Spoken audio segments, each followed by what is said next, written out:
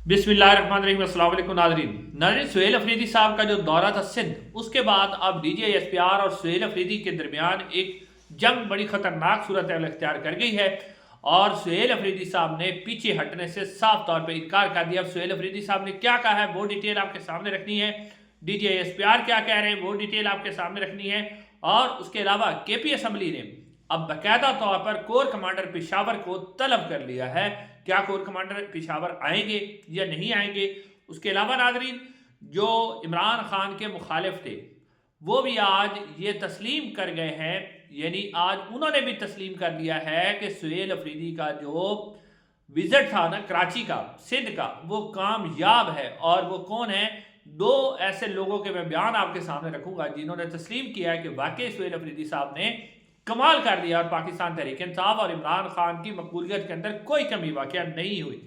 नजर सबसे पहले DGI SPR ने जिस तरह सुहेल अफरीदी साहब के ऊपर 3 मुसलसल प्रेस कॉन्फ्रेंस की है, तो आज सुहेल अफरीदी साहब से सवाल किया गया जब वो मिज़ार कैद पर थे कि DGI SPR ने कहा कि दहशतगर्द बाकी सियासी जमातों पर हमला करते हैं लेकिन तहरीक इंसाफ पर हमला क्यों नहीं करते। इसके जवाब में सुहेल अफरीदी साहब ने कहा कि यह DGI SPR ने बड़ी नीच हरकत की है।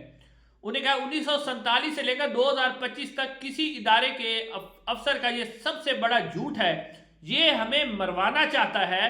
क्या ये चाहता है कि दहशतगर्द पाकिस्तान की सबसे बड़ी सियासी पार्टी पर हमला करे? क्या ये हमें दहशतगर्दों के रहमो करम पर छोड़ना चाहता है? हमारे लोग शहीद हो चुके हैं, जख्मी हो चुके हैं, और ये कहता है कि दहशतगर्द हम पर हमला क्यों नहीं करते। ये कहा है सुहेल अफरीदी साहब ने। सुहेल अफरीदी साहब ने DGI SPR को नीच कहा है और कहा है कि ये झूठ बोल रहे हैं, मुसलसल जब भी बोलते हैं झूठ बोलते हैं। अब इसके बाद जो है गरीदा फरूकी साहबा का ट्वीट आया है, और ट्वीट आपको बताइए कि अब ट्वीट जो गरीदा फरूकी साहबा ने किया है वो उनसे करवाया गया है। वो कहती हैं कि सुहेल अफरीदी साहब ने जो गुफ्तगू की है ना, इसके अंदर इदारे के अंदर बड़ी तशवीश पाई जाती है और इदारा जो है अब वो शदीद किस्म का रद्द-ए-अमल देने के लिए तैयार है और शदीद किस्म का रिस्पॉन्स दिया जाएगा, ये कह रहे गरीदा फरूकी साहबा। लेकिन सुहेल अफरीदी साहब ने अपना काम कर दिखाया है। अब उन्हें डराया गया जनाब 9 मई वाला। अब देखें कि किस तरह के ड्रामे ये करते हैं। 9 मई का ड्रामा किया गया।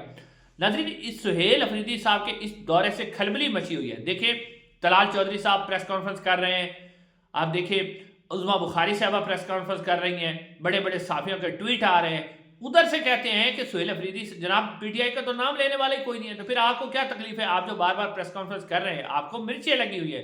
इनको बहुत बड़ी तकलीफ है क्योंकि इन्होंने जो सुहेल अफरीदी साहब को यानी थोड़ी सी स्पेस दी तो लोग कैसे निकल के सामने आए।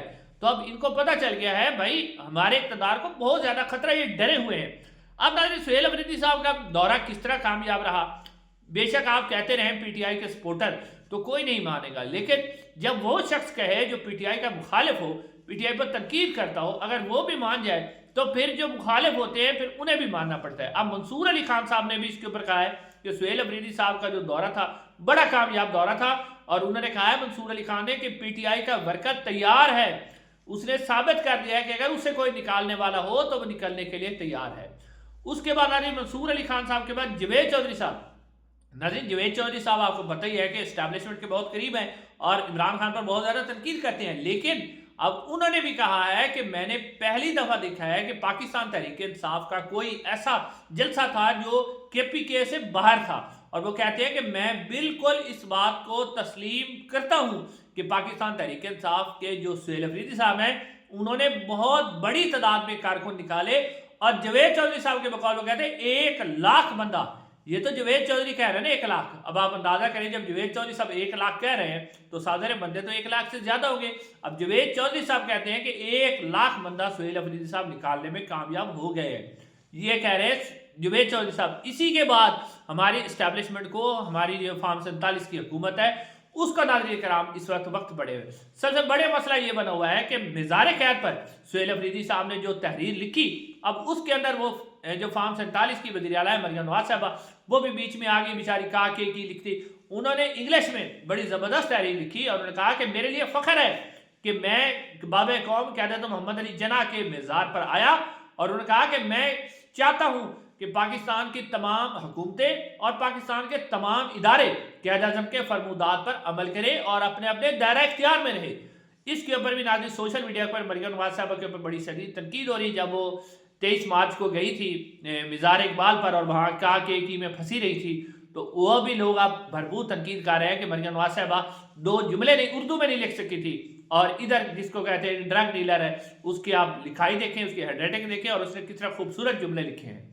اس کے بعد ناظرین ایک اور جو بڑی خبر ہے، اور خبر یہ ہے کہ آپ کو یاد ہوگا کہ زہرین نظامی جنہوں نے وہ کالم لکھا تھا جو بومر تھے، انہوں نے کہا اٹس اوور آل اوور کہ آپ کے لیے اب معاملات بالکل ختم ہو گئے۔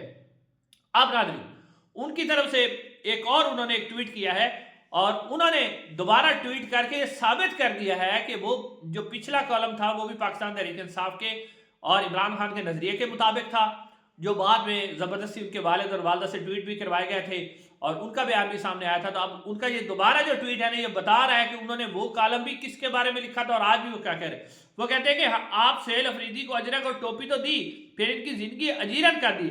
ہم سندھیوں کی ایک دار نہیں ہے، میں بطور سندھی تمام سندھیوں کی طرف سے سہیل افریدی صاحب سے معافی مانگتا ہوں، ہم سارے سندھی ایسے نہیں ہیں، آپ بھی جانتے ہیں کہ آپ کے ساتھ یہ سب کچھ کس نے کیا۔ یہ کہہ رہے ہیں زہرین نظامانی، جو کہ پہلے انہوں نے جو کالم لکھا تھا اس کے بعد اس کے اوپر تنقید ہوئی اور وہ پھر بعد میں ان چاروں کو کہنا پڑا کہ جی ہم نے تو کسی ادارے کے خلاف نہیں لکھا، لیکن اب ان کا یہ ٹویٹ بتا رہا ہے کہ انہوں نے وہ کالم بھی جو لکھا تھا وہ بالکل ٹھیک لکھا تھا۔ اب تک ایک اور بڑی خبر سامنے آئی ہے کہ اسپیکر خیبر پختونخوا اسمبلی بابر سلیم سواتی صاحب نے جو خیبر پختونخوا کے اندر ایک سیکورٹی کے متعلق کمیٹی ہے جس کے اندر 40 ممبران اسمبلی شامل ہیں، جس میں پاکستان مسلم لیگ نون کے بھی شامل ہیں، پاکستان پیپلز پارٹی کے بھی شامل ہیں، JUIF کے ANP کے ارکان اسمبلی بھی شامل ہیں۔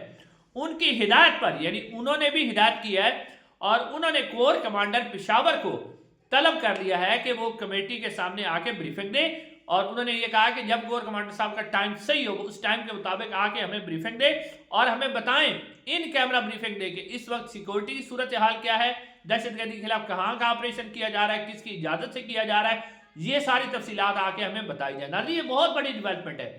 اب سوال یہ ہے کہ یہ جو 40 ارکان ہیں، یہ دیکھیں نا ایک ٹیگ صرف پاکستان تحریک انصاف پر لگایا جاتا ہے کہ وہ آپریشن مخالف ہے، KPK کے اندر تمام سیاسی جماعتیں آپریشن کی مخالف ہے، لیکن ٹیگ صرف پاکستان تحریک انصاف کو کیا جاتا ہے۔